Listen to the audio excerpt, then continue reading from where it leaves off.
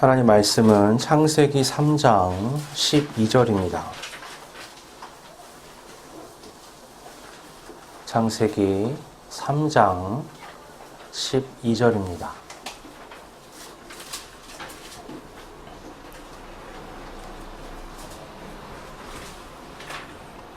인도하겠습니다. 아담이 이르되 하나님이 주셔서 나와 함께 있게 하신 여자 그가 그 나무 열매를 내게 주므로 내가 먹었나이다. 아멘. 지난 2주간 교만을 주제로 그것이 죄 그리고 심판과 어떤 연관이 있는지 우리가 살펴봤잖아요. 사람의 죄성의 바탕에는 욕심과 맞물려 있는 교만이 있습니다. 교만은 스스로를 높이려는 마음이죠. 자신이 우주의 중심이 되어서 모든 것을 바라봅니다. 그래서 어떻게 해요? 내가 좋은 건 옳은 것으로, 내가 싫은 건 틀린 것으로 삼는 거죠. 그리고 자신의 그 옳음을 성취하는 걸 정의라고 여깁니다. 이건요, 자신감과는 상당히 다른 겁니다. 자신감은 주변에 굉장히 긍정적인 에너지를 이제 불러일으킵니다. 단체로 축구 경기를 한다고 한번 생각을 해보세요. 팀의 사기가 저하됐을 때 감독이 자신감에 넘치는 잘하는 선수를 딱 집어넣는 거죠. 이 선수 한 명 때문에요, 팀에 막 활기가 생깁니다. 실수를 해도 이 선수가 격려를 해주고요. 잘하는 플레이는 더 잘할 수 있도록 또 격려를 해주는 겁니다. 칭찬도 해주고요. 그리고 자신이 골을 넣으면은 신나서 함께 기뻐하고 다른 선수가 골을 넣어도 함께 기뻐하죠. 이건 자신감이 있는 선수고요. 교만한 선수는 이 성격이 완전 다릅니다. 교만한 선수는 어떠느냐? 실력은 탁월해요. 하지만 팀을 생각하는 마음은 없습니다. 자기가 골을 성공시키면 한껏 자랑을 하는데요. 다른 선수가 골을 성공시키면 그렇게 자기가 넣었을 때만큼 좋아하진 않습니다. 그리고 누가 실수를 하면 막 불같이 화를 내기도 하고요. 자기 마음에 들지 않게 플레이가 되면 감독하고도 언쟁을 벌이는 상황까지 되죠. 그래서요, 이런 교만한 선수가 있는 팀은요, 잘 나갈 때는 크게 문제가 없습니다. 이 선수가 잘하는데 뭐 할 말이 있겠어요? 근데 팀이 안 나가기 시작하거나 뭔가 잘못되기 시작하면 그때부터는 불화가 급속도로 진행이 되는 거죠. 교만은요, 잘 될 때는 한껏 자기를 드러냅니다. 반대로 잘 되지 않을 때는 항상 무언가를 탓해요. 자신은 완벽하고 잘났기 때문에 무언가 잘못되고 있을 땐 뭐예요? 뭔가 외부에 이유가 있다라고 생각을 하는 겁니다. 아담이 죄를 지었을 때 그는 하나님 앞에서 자기가 실패했다는 걸 깨달았습니다. 하나님처럼 될 것이라고 여겼지만 현실은 어떻죠? 굉장히 추하고 초라했습니다. 자기가 벌거벗은 걸 알고 하나님이 부르시니까 어때요? 두려워서 숨어버렸죠. 하나님의 음성이 들렸지만 도저히 하나님 앞에 설 수가 없었던 겁니다. 그에게 하나님이 이렇게 말씀하십니다. 누가 너의 벗었음을 네게 알렸느냐? 내가 네게 먹지 말라 명한 그 나무 열매를 네가 먹었느냐? 이에 대한 아담의 대답이 흥미롭습니다. 그는 이렇게 대답을 합니다. 하나님이 주셔서 나와 함께 있게 하신 여자, 그가 그 나무 열매를 내게 주므로 내가 먹었나이다. 이 대답에서 느껴지는 아담의 심리는 그런 겁니다. 나는 가만히 있는데 열매가 손에 쥐어졌다는 거죠. 하나님께서 만드시지만 않았으면 저 여자가 나한테 가져올 리가 없는데, 저 여자가 나한테 가져오지만 않았으면 내가 손에 쥘 리가 없는데, 그렇게 해서 내 손에 쥐어져서 내가 먹었습니다. 라고 말하는 겁니다. 선악과를 탐했던 그때 이미 아담의 마음엔 교만이 차게 된 겁니다. 이미 자신이 기준이 되고 가장 높은 곳에 올랐기 때문에 모든 잘못된 것은 어떻게 해요? 다 외부 탓이 돼버린 거죠. 따지고 보면 하나님 탓, 여자 탓 이렇게 돼버리는 겁니다. 평생 밭을 갈게 하신 하나님의 심판도 그의 교만함과 연관이 있습니다. 아담 스스로는요, 절대로 자기가 잘못되었다는 걸 인정하지 않아요. 근데 먹고 살려면 어떻게 해요? 지금 밭을 어떻게든 갈아야 되는 거죠. 그 밭을 갈 때마다 뭐가 생각나요? 나에게 심판하신 하나님의 말씀이 생각나는 겁니다. 나는 내 주장을 했지만 하나님의 말씀과는 전혀 달랐고 내 삶의 결과는 하나님의 말씀을 따라서 펼쳐졌어요. 늘 밭을 갈 때마다 먹고 살아야 되니까 이걸 갈 수밖에 없는데 그때마다 하나님의 심판의 메시지를 되뇌이는 겁니다. 하나님은 분명히 그에게 네가 내 말을 어겼다. 너는 내 탓, 여자 탓하지만 그게 중요한 게 아니야. 네가 내 말을 어겼어. 그리고 이 밭을 가는 일이 바로 그 형벌이다 라고 말씀을 하셨습니다. 이 성경 전체에서요, 이 교만과 겸손은 아주 대조적으로 나타납니다. 하나님 앞에서 사람의 겸손은 곧 구원으로 이어지고요. 하나님 앞에서 사람의 교만은 심판으로 이어집니다. 사울 왕의 예를 들면 사울 왕이 블레셋 군대가 이제 눈앞에까지 왔는데 사무엘이 오지 않는 거예요. 사무엘이 제사장이다 선지자니까 이 사람이 와서 하나님 앞에 제사를 드리고 전쟁에 나가라는 메시지를 선포해줘야 나가서 싸울 수 있는데 사무엘이 안 오는 겁니다. 블레셋 군대는 눈앞에까지 왔어요. 사울 왕이 어떻게 했느냐? 자기가 대신 제사를 지내고 전쟁 시작을 선포해요. 그것을 두고 사무엘이 아주 크게 질책을 합니다. 이건요, 사무엘을 무시한 게 아니라 하나님을 무시한 거예요. 본인이 하나님 앞에 기름 부음을 받아 왕이 됐잖아요. 마찬가지로 사무엘은 하나님 앞에 기름 부음을 받아서 제사장이 되고 선지자가 된 사람입니다. 그를 통해 하나님의 메시지가 있어야지만 이 전쟁이 수행할 수 있는 거예요. 하나님이 왕이시잖아요, 진정한. 근데 어떻게 해요? 자신이 임의대로 판단해서 그 전쟁을 수행한 겁니다. 아말렉과의 전쟁 때는요, 하나님이 이스라엘 백성들을 출애굽시키셔서 광야를 지날 때 아말렉이 방해를 했던 사건을 기억하시고 그들을 심판하시기로 작정하십니다. 그래서 사울에게 네가 가서 전쟁을 해서 그 성에 있는 것을 하나도 남김없이 다 죽여라 라고 말씀하세요. 이건요, 그냥 일반적인 전쟁이 아니라 심판이었습니다. 소돔에 불이 내렸던 사건 기억하시죠? 그건 하나님의 심판이었잖아요. 불이 떨어져서 그 도시에 남은 게 없이 다 타버렸습니다. 반대로 지금은 그 불에서 도구가 사울과 그 군대로 바뀌었을 뿐이지 아말렉에 있는 모든 것을 다 진멸해야 할 의무가 그에게 있었던 거죠. 근데 그가 가서 하나님이 아무것도 살려두지 말라 그랬는데 임의대로 살려둡니다. 그것도 그 아말렉의 상징인 왕과 귀족들, 그리고 금은보화와 좋은 짐승들을 남겨두죠. 그걸 가지고 돌아올 때 또 사무엘이 나타납니다. 사무엘이 이렇게 말합니다. 내 귀에 들려오는 이 양의 소리와 내게 들리는 소의 소리는 어찌 됨이니까? 그때 이렇게 말합니다. 사울이 그것은 무리가 아말렉 사람에게서 끌어온 것인데 백성이 당신의 하나님 여호와께 제사하려 하여 양들과 소들 중에서 가장 좋은 것을 남기며 그 외의 것은 우리가 진멸하였나이다. 자 보세요. 진멸한 건 우리죠. 자기가 포함돼요. 가지고 온 건 뭐예요? 무리와 백성들이. 그래서 많이 본 것 같지 않아요? 아담하고 비슷하죠. 잘할 땐 어때요? 내가 한 거예요. 잘못한 건 쟤들이 한 거예요 라고 얘기하는 겁니다. 자신은 전혀 잘못이 없고 다 백성들이 잘못했다고 얘기하는 거죠. 이런 태도는요, 모세의 형인 아론에게서도 찾아볼 수가 있습니다. 모세가 십계명을 받기 위해 산에 올라가잖아요. 40일 동안 있다 내려오게 되는데 하도 안 오니까 백성들이 너무 불안한 겁니다.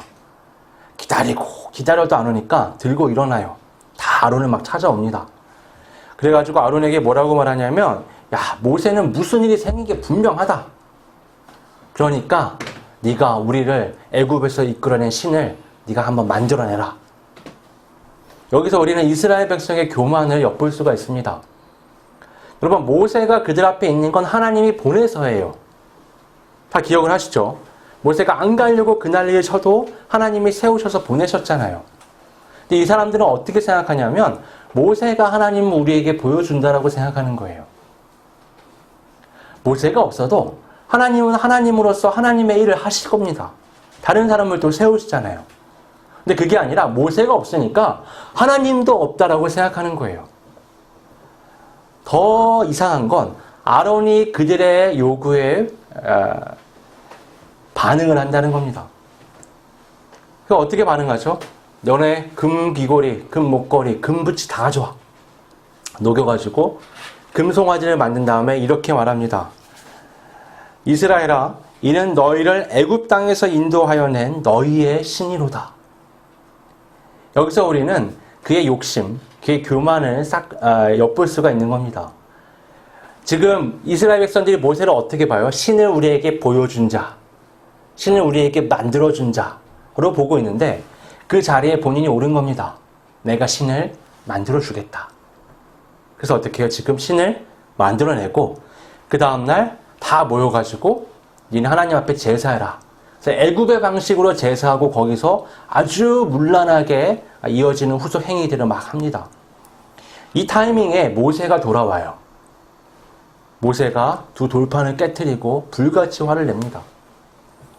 아론에게 이렇게 책망해요. 이 백성이 당신에게 어떻게 하였기에 당신이 그들을 큰 죄에 빠지게 하였느냐. 여기서는 두 가지를 볼 수 있죠. 백성이 도대체 어떻게 했냐. 그 다음 또 하나는 뭐예요? 네가 근데 어떻게 해서 이 백성을 죄에 빠뜨렸냐. 두 가지 다 물어보잖아요. 근데요, 뒤에 걸요 굉장히 약하게 말하고 앞에 걸 이만하게 부풀립니다. 이렇게 얘기해요. 내 주여 노하지 마소서. 이 백성의 악함을 당신이 아나이다. 그들이 내게 말하기를 우리를 위하여 우리를 인도할 신을 만들라. 이 모세 곧 우리를 애굽 땅에서 인도하여 낸 사람은 어찌 되었는지 알 수 없노라 하기에 내가 그들에게 이르기를 금이 있는 자는 빼내라 한즉 그들이 그것을 내게로 가져왔기로. 여기서부터가 중요합니다. 내가 불에 던졌더니 이 송아지가 나왔나이다. 백성들의 얘기는 어때요? 얼마나 악한지 아시죠? 말 안 해도 아시잖아요. 나한테 와서 얼마나 해댔겠습니까? 내가 마지못해 금붙이 좀 가져와봐. 불에 넣었더니 이 나갔습니다. 이런 말도 안 되는 얘기를 하는 거죠. 아론의 대답은요, 아담과도 비슷하고요, 또 사울과도 비슷하죠. 이 모든 일의 원흉을 다른 사람에게 돌리는 겁니다. 그리고 자신이 주도해서 공을 들여 만든 이 우상은 어떻게 해요? 불에 던졌더니 나왔다라고 아주 축소시켜서 말하는 거죠. 그는 백성들의 리더가 되려고 그들이 요구하는 것에는 한껏 교만해져서 막 강력한 리더십을 발휘하다가 막상 모세가 나타나니까 어떻게 해요? 그 모든 책임을 사람들에게 전가시킨 거죠. 이처럼 교만은요, 좋을 때는 자신을 최대한 나타내지만 불리할 때는 그것을 숨기고 다른 이들에게 떠넘깁니다. 성경에는요, 겸손에 좋은 예도 있습니다. 요셉이 대표적인 사람인데요. 요셉은 하나님 앞에서 늘 겸손했던 사람이었죠. 그는 사실 억울한 일을 굉장히 많이 당했습니다. 형제들에게 미움을 받아서 죽을 위기에 처했다가 타국의 노예로 팔려갔죠. 거기서도 억울한 누명을 쓰고 감옥에 갇히게 됩니다. 그렇게 십수년의 세월이 흘러서 바로 앞에 서게 되는데 그때 그는 자신의 억울함을 한마디 말할 수도 있잖아요. 근데 그는 바로가 꾼 꿈에 대한 해몽을 하나님의 메시지와 함께 말할 뿐이지 자신에 대해서는 한마디도 하진 않습니다. 그가 애굽의 총리가 되어서 형제들을 마주하였을 때에도 그는 원수 같은 형제들을 앞에 두고 조금의 미운 감정도 드러내지 않습니다. 미운 감정이 없기 때문에 그랬어요. 오히려 그는 그 형제들에 대한 애끓는 그런 사랑의 감정을 주체하지 못하고 펑펑 울기도 합니다. 후에 형제들이 그의 정체를 알고 굉장히 두려워했을 때는 어떻죠? 아주 적극적으로 몇 차례나 그 형제들의 두려움을 털어내려고 노력합니다. 그는 그렇게 말해요. 자신의 모든 과거, 형들이 자기를 노예로 팔고 감옥에 갇혔던 그 모든 시간이 하나님의 섭리였다라고 말합니다. 자신이 하나님을 대신할 수 없기 때문에 자기는 이 지난 역사에 대해서 어떤 말도 할 수 없다라고 말해요. 형들의 시기, 폭력, 그 다음에 그 악한 계획, 그로 인해서 자신이 겪어야 했던 그 모든 고통, 억울함, 그 모든 것이 하나님이 지금의 구원 역사를 이루기 위해서 나를 인도하신 삶이라고 얘기하는 겁니다. 하나님의 구원 역사에 내 삶의 작은 부분들이 고통스러웠지만 지나갔다라고 말하는 거예요. 자신이 하나님을 대신할 수 없기에 여기에 조금이라도 더할 수도 뺄 수도 없는, 여기에 대해 뭐라 말할 수 있는 입장이 자신은 아니라고 얘기하는 겁니다. 그래서 어떻게 해요? 형들에 대해서도 나는 당신들을 조금도 탓할 수가 없습니다. 당신들의 그 모든 행위도 하나님이 인도하신 겁니다 라고 말하는 겁니다. 욥도 비슷합니다. 욥은요, 그 당시에 그 지역의 최고의 부자였잖아요. 근데 하루아침에 모든 걸 다 잃습니다. 하루아침에 모든 재산을 다 잃고, 모든 자식들을 다 잃고, 병을 얻고, 아내까지 자기를 저주해요. 막 기와로 몸을 긁고 있어요. 제 위에서. 아무것도 남지 않고. 그러니까요, 이 아내가 이렇게 말합니다. 당신이 그래도 자기의 온전함을 굳게 지키느냐? 하나님을 욕하고 죽으라. 뭐예요? 야, 네 꼴을 봐라. 이게 말이 되냐? 하나님 앞에서 그 순결한 마음을 지킨다고 뭐가 되냐 도대체. 그냥 하나님 저주하고 그냥 죽어버려. 네 인생은 끝이야 라고 말하는 겁니다. 그때 욥이 이렇게 말해요.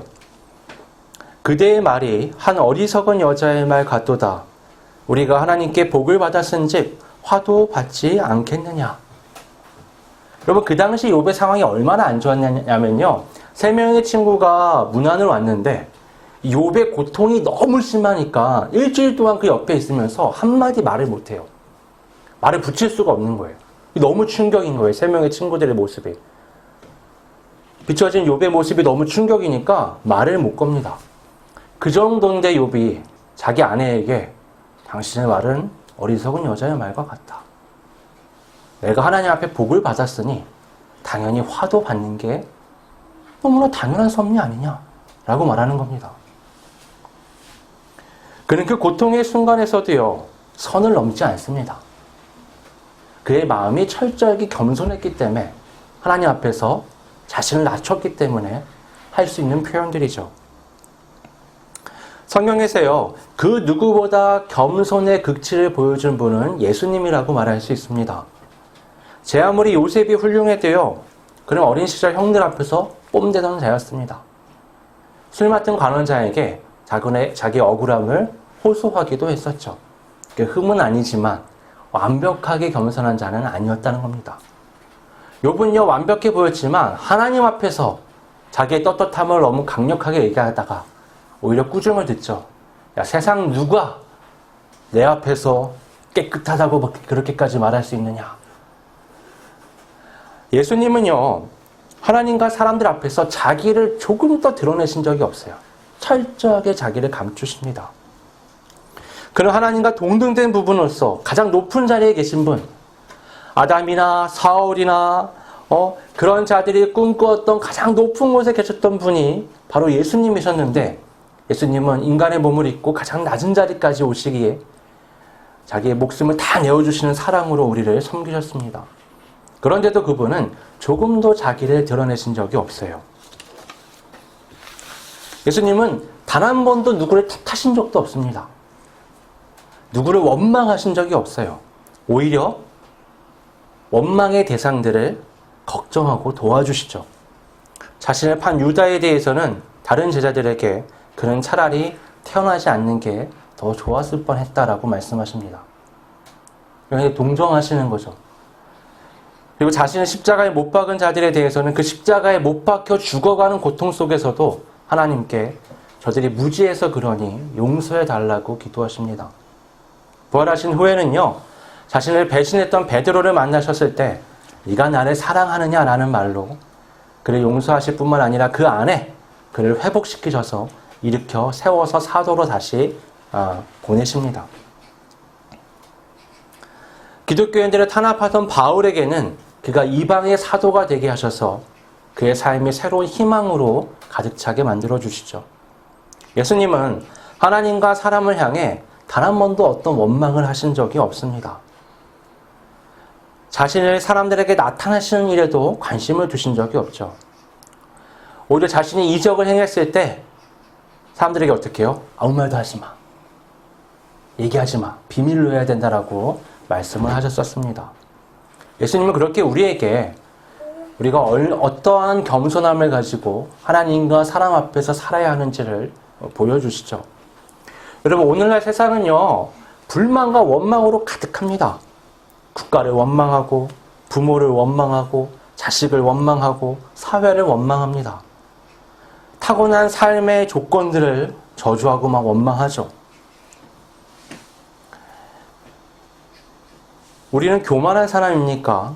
아니면 겸손한 사람이라고 말할 수 있습니까?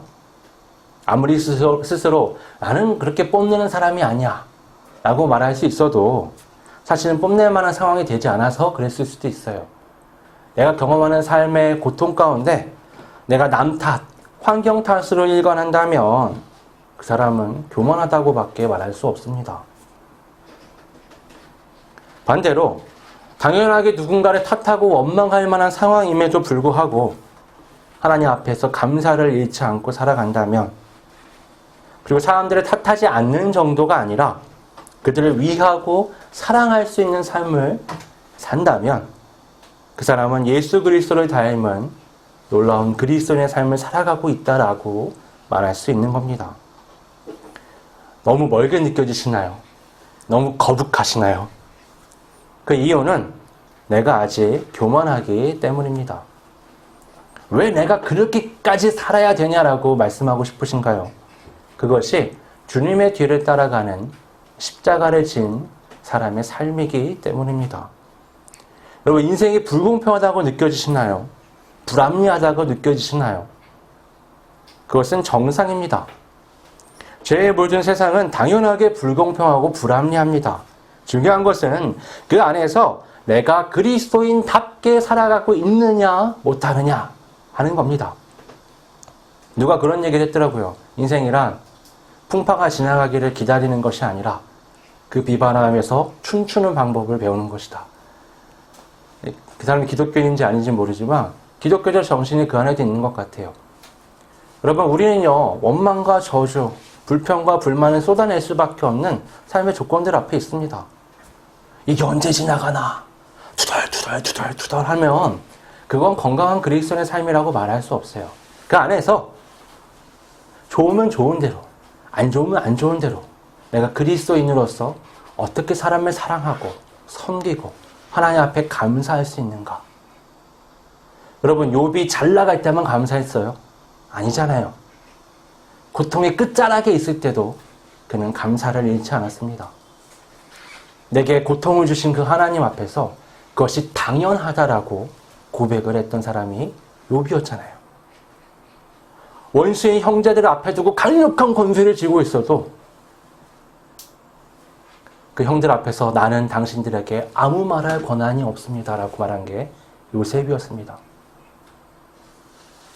십자가를 끝까지 질 때까지, 부활 이후에도 저주의 십자가에 있을 때나 부활의 영광에 있을 때나 주님은 조금도 자신을 단 한 번도 나타내신 적이 없습니다. 그것이 우리가 바라보면서 나아가야 할 그리스도인의 삶이라고 말할 수 있습니다. 우리가 세상에서 빛과 소금이 될 수 있는 이유는요, 세상이 일반적으로 하고 있는 삶의 방식과 다른 삶을 살기 때문입니다. 당연히 원망할 만한 상황이니까 원망해요. 당연히 불평할 상황이라 불평을 합니다. 당연히 화날 상황이라 화를 내요. 맞아요. 맞습니다. 근데 그러면 우리가 뭐가 달라요? 우리가 어떻게 빛날 수 있습니까? 우리가 어떻게 맛을 낼 수 있습니까? 세상 사람하고 똑같이 그냥 살면서 무늬만 그리스도인인 거지. 그게 대체 뭐예요?